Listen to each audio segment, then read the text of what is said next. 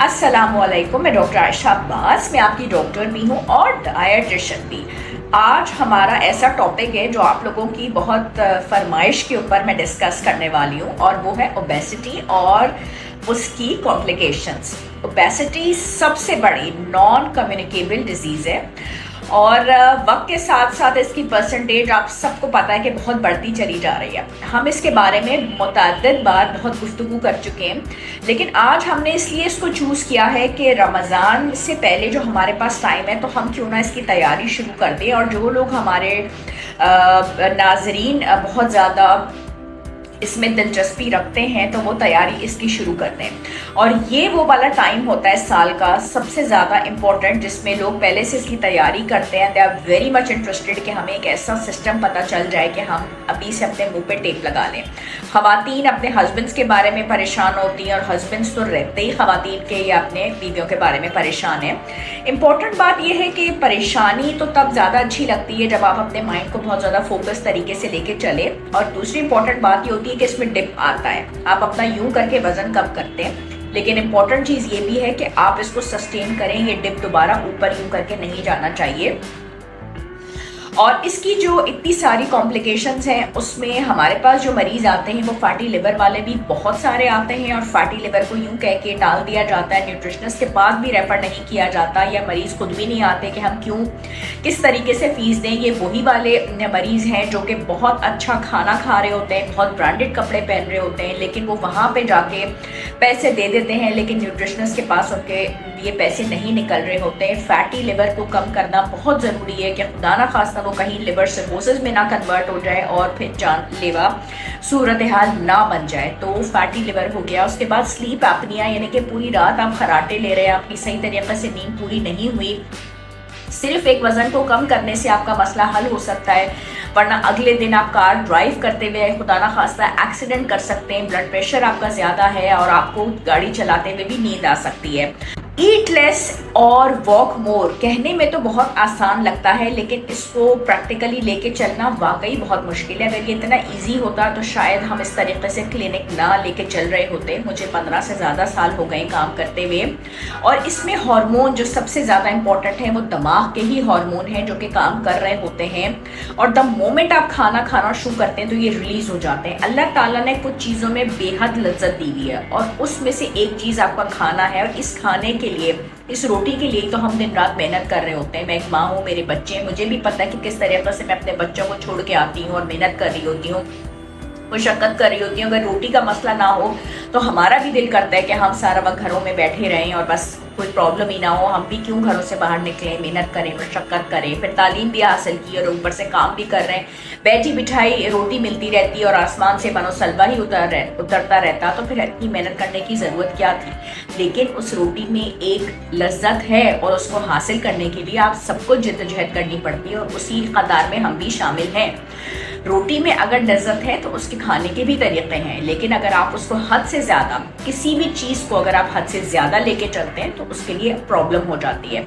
और कुछ हार्मोन्स वाकई उस वक़्त एकदम से बढ़ जाते हैं जबकि आप खाना शुरू करते हैं। लेकिन पानी इसमें इतना अच्छा रोल प्ले करता है कि अगर एक दिन में आप 4 लीटर पानी का इस्तेमाल कर लेते हैं तो ग्रेनिन हार्मोन जो है वो उस वक्त ही ख़त्म हो जाता है। आपकी बॉडी में वो जो शिकायत होती है और एकदम से पानी पीने के बजाय आपको जो रिक्वायरमेंट होती है कि आप खाना खाने की वो जो तड़प होती है ना, जैसे आप किसी वलीमे या शादी में जा रहे हैं और एकदम से आपके अंदर एक तड़प में मौजूद आ गई कि जी आपको तो खाना खाना ही है, चाहे आपको शुगर है, हार्ट प्रॉब्लम है, कुछ भी है, लेकिन बस मुझे खाना खाना है। तो वो वाली जो तड़प वाला हार्मोन होता है वो ख़त्म हो जाता है। तो हर तड़प के ऊपर आपने खाना नहीं खाना होता, आप पानी इस्तेमाल कर लिया करें। और ये कुछ ऐसी टिप्स हैं, ये ऐसी चीज़ें हैं जिससे आप अपना सिस्टम सेट कर सकते हैं। और कुछ वाकई लोगों के अंदर हेरिडिटी के अंदर भी मोटापा आता है और उनके अंदर ये वाली सारी चीज़ें होती हैं कि वो बहुत अपना वज़न बढ़ा लेते हैं। तो वेट लॉस जो है वो वाकई बहुत मुश्किल काम है, लेकिन जिन्होंने करना होता है वो करते हैं, बहुत अच्छे तरीके से मैनेज करते हैं ताकि वो बीमारियों से बच जाएं। ये एक ऐसा बड़ा फसादी है मसला ओबेसिटी कि अगर आप सिर्फ इसी से अपना जान छुड़वा लेते हैं तो आपकी लाइफ बहुत बेहतरीन हो जाती है, आप 10 और 20 और मसले मसाइल से बच जाते हैं। सर्जरी का जहाँ तक सवाल है तो लोग इसकी तरफ कन्विंस्ड ही नहीं होते करवाने के लिए, क्योंकि उसके अपने बहुत कॉम्प्लिकेशंस हैं बैरिएट्रिक सर्जरी के। पहली बात तो अफोर्डेबिलिटी की आती है। आजकल मार्केट में बहुत अच्छे इंजेक्शंस भी हैं और उनमें सेक्सेंडा ही वो वाला इंजेक्शन है जो कि अप्रूव्ड है, लाइसेंस्ड है, लेकिन उसको भी आप खुद से लेके नहीं लगा सकते, आपको डॉक्टर की तरफ से परमिशन लेनी पड़ती है। हम लिख के देते हैं बाकायदा आपका BMI इतना बढ़ा हुआ है, तब जाके मैं अपने पेशेंट्स को सेक्सेंडा देती हूँ। और उसका जो साइड इफ़ेक्ट है उसमें नोजिया आप फील करते हैं, वॉमिटिंग फील करते हैं, लेकिन 2 से 3 हफ्ते के बाद वो भी ख़त्म हो जाता है। लेकिन अगर आपका BMI इतना बढ़ा हुआ है और अगर उसके साथ साथ आपको कॉम्प्लिकेशंस भी हो रही हैं ओबेसिटी की वजह से, तो फिर आप उसको इस्तेमाल कर सकते हैं, ऐसा कोई मसला नहीं है। लेकिन आपको डॉक्टर के अंडर मॉनिटरिंग रहना पड़ता है और डॉक्टर अगर आपको लिख के दे, रिकमेंड करे, आप उसको इस्तेमाल कर सकते हैं। लेकिन पहला जो स्टेप है वो हमेशा डाइट और एक्सरसाइज ही होता है, which you should go for it. और आप करें बिल्कुल डाइट और एक्सरसाइज और तरीके से आप अपने वेट लॉस रिजीम की तरफ जाएं। FDA अप्रूव जो है वो सेक्सेंडा है, बिल्कुल ऑज़ेम्पिक नहीं है।